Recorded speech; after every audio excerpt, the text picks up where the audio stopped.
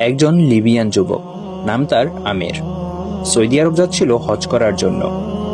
যেই মাত্র সে এয়ারপোর্টে পৌঁছালো, তার নাম নিয়ে নিরাপত্তা সংক্রান্ত একটি সমস্যা দেখা দিল। নিরাপত্তা বাহিনীর লোকেরা তাকে বলল, একটু অপেক্ষা করো, আমরা চেষ্টা করছি সমস্যাটা সমাধান করতে।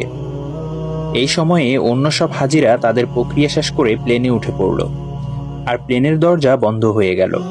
কিছুক্ষণ পর সমস্যা ঠিক হয়, কিন্তু পাইলট দরজা খুলতে রাজি হলো না।